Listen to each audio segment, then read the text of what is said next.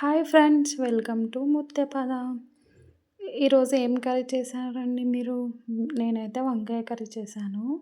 Regular వంకాయలా కాకుండా గుత్తి వంకాయ చేశానండి. గుత్తి వంకాయకు మీరేం యాడ్ చేస్తారు మసాలాలు చెప్పండి. నేను కొన్ని ధనియాలు, ఎండుమిర్చి, కొన్ని పల్లీలు అయితే యాడ్ చేశానండి. పల్లీలు, నువ్వులు. మీరేం యాడ్ చేస్తారండి మసాలా కోసం? కొబ్బరి యాడ్ చేస్తారా? ఇంకా ఏం యాడ్ చేస్తారో చెప్పండి. నువ్వులు ఎక్కువ వేడున్న పెంక పైన వేయకండి, అవి మొత్తం పైకొచ్చేస్తాయి.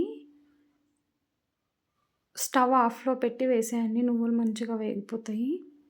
తర్వాత వాటన్నింటినీ జార్లోకి తీసుకోవాలండి. నువ్వులు, ధనియాలు,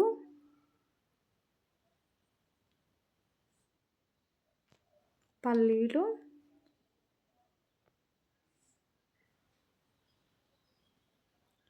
ఈలోపు మనం కొంచెం ఉల్లిగడ్డ, టమాటో కూడా ఫ్రై చేసుకుందామండి. పెంచు పైన కొంచెం ఆయిల్ వేసుకొని. ఉల్లిగడ్డ వేగుతుంటే ఒక మంచి స్మెల్ వస్తుందండి. మీరు స్మెల్ చేశారా? చేస్తే కామెంట్ చేయండి.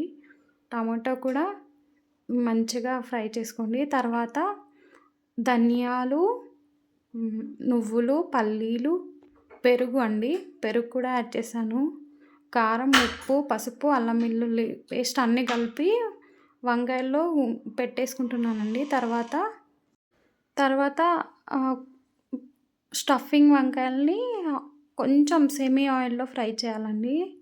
సెమీ ఫ్రై చేయాలి. కొంచెం ఆయిల్ వేసుకొని చూపిస్తున్నట్లుగా 5 నుంచి 6 వంకాయలు ఆయిల్లో పెట్టుకొని మంచిగా ఫ్రై చేసుకోండి 2 సైడ్స్.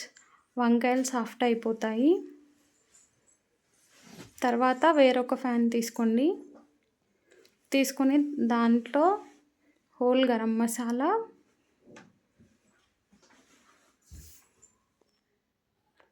కొన్ని ఉల్లిపాయలండి, ఎందుకంటే మనం ఉల్లిపాయలు పేస్ట్ చేసాం కదా. కొన్ని ఉల్లిపాయలు, కొన్ని పచ్చిమిర్చి, కరివేపాకు వేసుకొని మంచిగా ఫ్రై చేసుకోండి.